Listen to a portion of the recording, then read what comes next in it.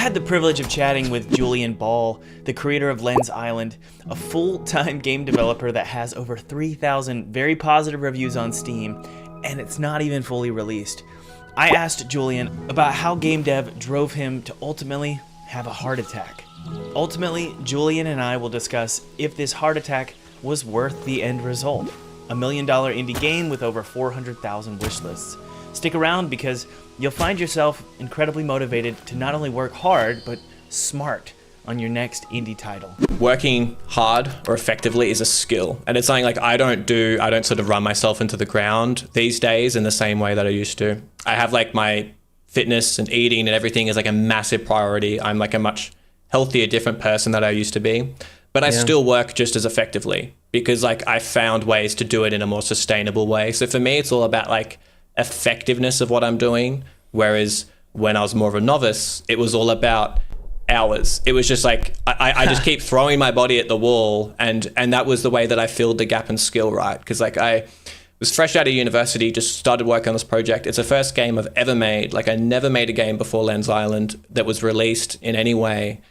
And like clearly I was just like a novice game developer. I had a huge gap in knowledge. And the only way that I could fill that was like, cool, so I'm just going to work and just sort of do nothing else. Like I'm just going to only work and just fill it up with hours and sort of like that whole like 10,000 hours to become a professional. It's like, cool, let's speed run those 10,000 hours and just like smack them all out. And at the same time, make a game that's going to propel my life forward. So the inevitable outcome of like really giving my all was that like, yeah, like over like a course of a couple years, all of like the body maintenance, all of the mental maintenance just sort of degraded and degraded and degraded. Like I just like lost weight over like I'm naturally like a pretty athletic sort of skinny guy. And I just like lost more and more weight till I was like the lightest I'd ever been by far in my life at one point. I was like pale. I was clearly not getting like basic vitamins. I was like not eating good food. I was eating junk food and eating just very little because I was trying to have as few meals as possible. I was trying to just make everything in my life was like efficiency based on time. It was like, how can I maximize the amount of time that I'm at the computer and working? My relationship took a toll, like my mental health took a toll, like everything just like kept sliding downhill. And I sort of like was like, I understood that I was sort of okay with it. And it just was like necessary because it's like my mindset at the time that I was sort of in the early stages making Lens Island, it was like, this is my future. Like nothing else exists for me. I've always had the mentality where it's like, if I have a really good idea late at night, I would just like wake up, go on my computer and stay up all night to do the idea. Because for me, it's just like what's the sort of the value proposition is like, okay, so I'm tired the next day and the next day is like a little bit ruined, but then I don't get some sort of action on this amazing idea versus like it's just, I would much rather have this idea come to life and I take some sort of like little negative sort of like impact. So then like that scaled up over years and years. It's like all of these micro decisions where you just like your body and your mental health is just taking all of these hits. And it got to the point where it's like, I really never realized that, I think this is ultimately like the big mistake. Like I really did not realize that mental health could cross over into physical health so drastically. Like I just did not think that was possible. I was like, I can meditate and willpower away my sorrows and I'll be fine sort of thing. And it just like doesn't work like that. Combined with the fact that I was very physically unhealthy at the time. It just sort of created a scenario where like my body was so adapted to stress and like high stress that like my resting heart rate was just got higher and higher and higher. I started getting so much like arrhythmia and just like irregular heartbeats and just all of these symptoms of just really high level chronic stress just became like normal life for me and I started to accept them. But yeah, then it got to the point where it was basically, like one night I just had such like, really, really bad sort of like arrhythmia and my heart was sort of going all over the place. And this was a night that I was trying to spend with friends. I was like, here's the one night to take my mind off things. We're a couple months out from launch and I was like, okay, I've just been grinding. I need some sort of quick little relief. So I had some friends over, had a couple drinks. And I think it was just like the combination of just sort of like alcohol and just me being so unbelievably stressed and not really doing anything about it. It clearly just like bottled up to a point where like, yeah, like I just got like, I've had sort of like high anxiety, and I'll get like acute little panic attacks over my whole life over various things, and they're fine. It's sort of like, and then I'll get over it. 30 seconds later, I'm back to normal. Yeah. But then this was a whole different beast. Like this was like, I sort of was just like in the toilet washing my hands, and then I was just like, whoa, like my vision's getting blurry, and my heart's beating out of my chest. And then it just got to the point where like my whole body just felt like it was just literally shutting down. Like I was like, felt my pulse, and my heart was just going like, it was like, it was going so fast. I was like, okay, my body cannot keep my heart beating this fast for very long before something really bad's going to happen. Wow.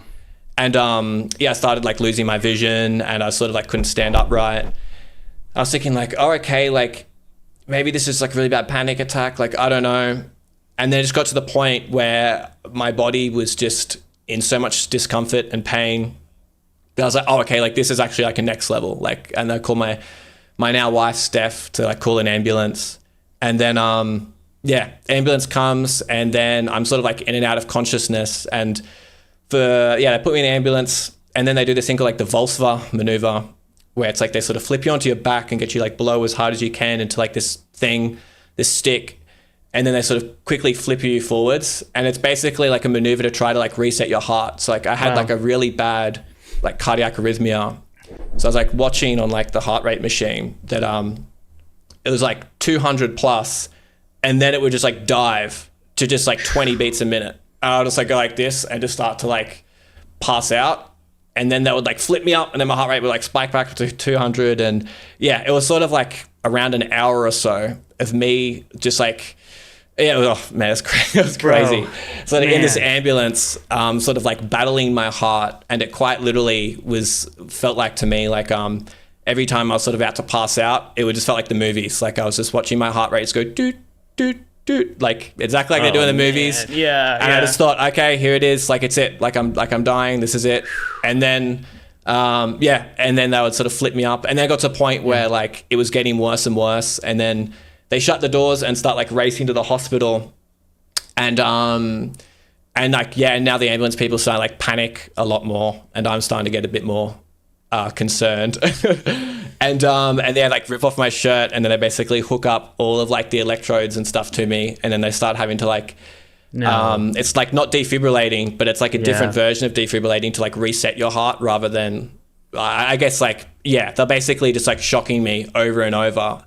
And I was sort of like stuck in this loop where I was sort of basically just dying, and my heart was stopping, and they kept having to shock me to sort of like trying to get it back onto rhythm. And like when they closed like the ambulance doors, like I said goodbye to Steph, and like I really like thought like that was it, you know? Like I thought, fuck, it's hard to talk about. But like just like the moment of like saying goodbye to like your loved one, be like, see you, Steph. And I just had the thought in my mind, like, I think this is probably the last time I'll like say goodbye to her. And I just realized I literally haven't told this story since we did our documentary. So it's pretty difficult to talk about because I don't really talk about that often. Yeah. But yeah, basically several hours, this whole ordeal, and I sort of had like this severe cardiac arrhythmia, and they said I had these multiple like mini strokes or something like that. And I sort of put in the hospital for like a day or two under all this like surveillance and stuff, and all these heart rate machines and everything. There was a team of like a dozen doctors around me when I got to the hospital, and they basically like put me on all this medication and all this stuff because my heart for then like a long time after that had like really severe sort of arrhythmia throughout the day. And it sort of slowly got better over time. But like I could barely sort of like see straight and walk and move the next day. Like it was like it completely just floored me, that experience. And I think it really put into perspective for me, like, just like the perspective of quite literally being like, okay, this is it, like 100% ready to die. it put in perspective for me, I guess, two things. And it was really like, I'm happy with the choices and I'm happy with what I did. Like I'm confident in the person that I am. I'm confident that like, you know, Julian would just, if Julian had the same life over and over and over, he just would have made this decision every time. And I'm okay with that because Julian's just doing what Julian wants to do. And then at the same time, it's like, okay, how can we keep this mentality? How can I give myself to what I want to do in life 100%, but then have longevity at the same time, have sustainability within that environment. So then, yeah, like I guess ever since then, that was like 3 or 4 years, probably like 4 years ago now, I've sort of just been on like this journey to be like, okay, how can I really make sure stress management and my physical health and my mental health is a priority, and it's like a non-negotiable, you know, going for a run, working out, eating healthy, having time with my wife, like meditating, like being able to like talk about my problems. All these things are now like cornerstones of my life that I can't give up. Like they're foundations that are like a locked in part of the day where it's like I could be going through the craziest crunch and I'm still going for my run. Like doesn't matter. Like that, the time that I'm going for my run doesn't exist. Like that time is not optional. So I've had to sort of slowly build up this sort of foundation of good health and a good mental health over time. Yeah. But it definitely took like a severe learning experience to really work out just how bad it can get. Because I guess when you really give your all to something, it's like there's nothing left. Like once you've given your all, you realize that like there's nothing left in the tank, and you really start to sort of realize what it's like to just like have nothing left, no energy, no health, no nothing, and like my body just shut down. Like it literally was like, no, they just can't do it any longer. Well, man, that's just, dude, that's so wild, and I'm glad you're okay. I'm glad you were with friends, dude. Man, imagine if you were working on your game and you were alone. Yeah. Yeah. Like that was like a real fear of mine for like a year or two afterwards, was just like, I was too scared to sort of go for a run or hike or anything because I was just so scared about just getting a heart attack. So it took a while to build up that confidence. And now it's like, I ran a half marathon the other day just because I just sort of felt like it, and I felt great. And like, I couldn't dream about doing that, you know, before. Like I'd run a kilometer and be like, and like on the ground. And, so like it quite literally just changed my life for the better, game design, as a weird little symptom that I did not expect. Exactly. I'm very happy to say that like I'm a very much a healthier, happier, sort of better person now, and I'm very, very glad that experience happened. For me, like experiencing the full spectrum of life is I think like for me like necessary and an important part of life, to actually understand what the real good parts are like and what the real bad parts are like. So the silver lining for me is being able to sort of understand that full spectrum.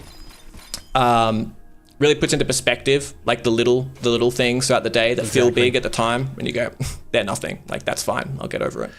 Man, I totally agree. I was just talking to my wife about this because this summer, like I've said, and I'll probably do a video about what exactly this summer, what happened, but for my studio. But I was talking to my wife about this and just how grateful I am for the hell that this summer was, because I'm like Thomas Brush 2.0 now, you know, like I've upgraded. And for you, it's like, it sounds like you don't really have any regrets about how you did things because you're just better for it now, you know? Definitely. Sort of to wrap this conversation up here, I wanted to ask you, you've given us the solution for game developers listening now who might be overworked and burnt out. And the solution is non-negotiable exercise, non-negotiable diet, and meditation and all of that. What do you think is inherently stressful about game dev?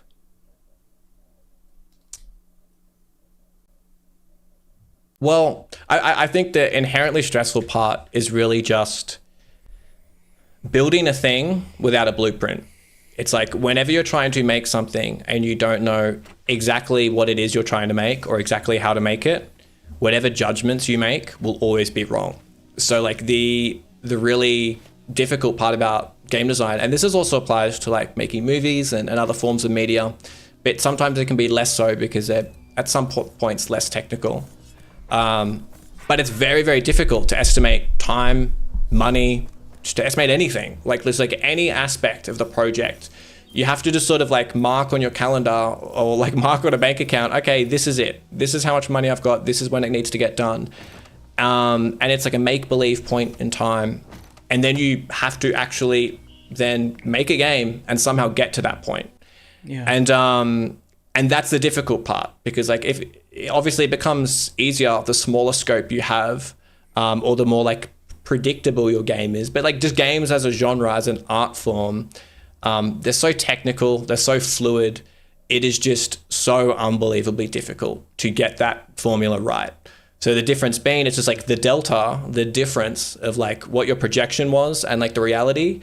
There's only one way to make that up. Like if it's either like you quit and it failed, or like you have to make that up yourself. Like if you're just an indie by yourself, that's you. If it's a team, it's the team. It's like, guess what? Like we just have to work more and harder until we get to that point. And there's just no other option. So like it really is just like all or nothing, because if you don't make that point, for some people, like there might be padding built in. But even then, like if it's padding, you still had a projection and you still didn't meet that projection and you still eat up your padding. Like if you eat up your padding, that might cause other outcomes. Maybe you eat up all your padding and it's still not made. So I think our games just are inherently difficult to just to guess how long they're going to make, and sort of how difficult they are to create. It's just sort of like part of the beast. It's also why I think early access and sort of making like public development videos, stuff like that, things that give you money throughout the process are the most beneficial things to game development. I think like people that make games publicly, people like yourself, like and also like new sort of streamers as well. Like think about like Pirate Software and stuff like that. Oh yeah. That is like the creme de la creme of running a game studio, as far as like, okay, so wait a minute, they're getting paid to make the game. They haven't made the game yet. They don't really even have the product, but just the act of making the game, they're getting paid. Sometimes they're getting paid more than what the game's even going to sell. And it's just like that's the formula that can help counter that sort of that risk profile that's just like baked into games. Yeah, man, I totally agree. And for me, I understand the stressful part of it. Ever since I started making games, I've had high blood pressure. And so I take blood pressure meds now because I don't know. It's like just all day when I'm working, my left leg is just bouncing and I'm just like tense. And I think it's something like, it's like trying to build a house while it collapses. Like that's the best way I can describe game dev. Because like you said, all of your notions of what will make the game good are falling apart before your eyes. It's like, oh, I thought that would be fun. It's not fun. I thought that would look cool. It doesn't look cool. I thought this would work within the context of this story element. It doesn't. And so you're building stuff, spending money on it, and then it breaks. And so you lost the money, essentially. Yeah. And then you have to rebuild it again and sort of spin the chamber and think, man, I hope that, like, somehow you have to trust yourself, even though a lot of your decisions did not pan out during development. And so there's insecurity, there's fear, there's anxiety, there's money being lost. And it's like a really, really high form of gambling. Yeah, I get it. Yeah, it is.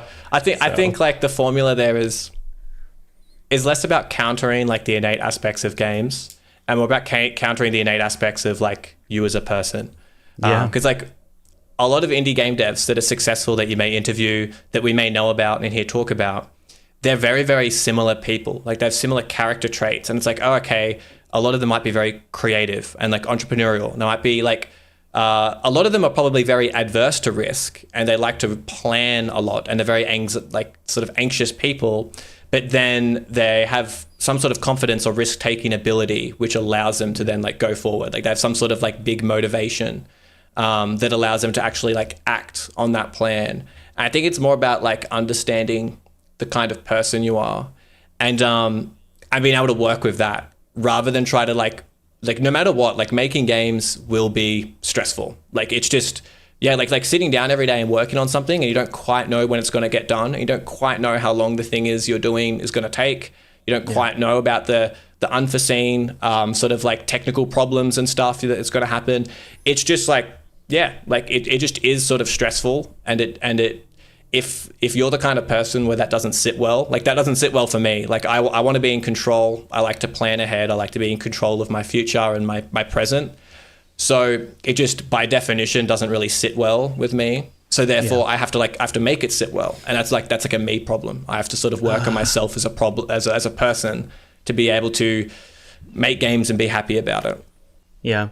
I've definitely learned that this year, man. Like, I've learned that my circumstances don't have to determine how my brain feels. You know, just because the world around you is collapsing, and near me it is. We just got hit with a hurricane really bad, and I was an hour away from where I live now. I was just doing this cool little like a search and rescue type thing. It was really fun. We went with like 10 people up to North Carolina to just help and see if people needed help and needed water, and you just look at the devastation around you. Like, dude, I was in this mountain town, and like they'd lost everything. Like the roads are completely collapsed. Their homes are, you know, falling off of cliffs, like literally, or like hanging over the edge of cliffs over a river. And I talked to these people, and I'm like, so like, how are you? I'm talking to the residents. I'm like, how are you gonna, you know, get your money back from your house? Is insurance gonna pay for it? And they're like, no, insurance doesn't cover it. Yeah. And I'm like, is the government gonna pay? And they're like, no. And I'm like, well, then how are you doing? And they're like, we're just lucky to be alive. And they've restructured their brain to adapt to the circumstances around them. Yeah. And the same is true with game dev. From what I'm hearing you say, it's like you don't care what game dev throws at you, or what problems come with your game during development. You still have to power through, and it's up to you to figure out how to do it and to be in a good mental state and a healthy mental state, regardless of the situation, right? Yeah. Yeah. And it's possible. Most people they go, well, I was born this way, so I'm going to be miserable. And it's like, no, you can change your brain. You can make it work, you know? Yeah. Yeah, I think people just need to remember the game they're making is the outcome of the game designing machine that they are. And the better that machine, the better the game. Oh, I love that. Yeah. That was a good quote to end on, dude. That was good. All right. By the way, if you're like me and you always dreamt of making an indie game as a full-time job, I have a free webinar below that goes into exactly how to make six figures with just a demo. I was just like you for years. I thought I had to make a game in its entirety before getting a paycheck, but there's actually 3 ways to make six figures before even finishing your game. I've done this multiple times. So check it out below if you do want to go full-time indie. And thanks for watching.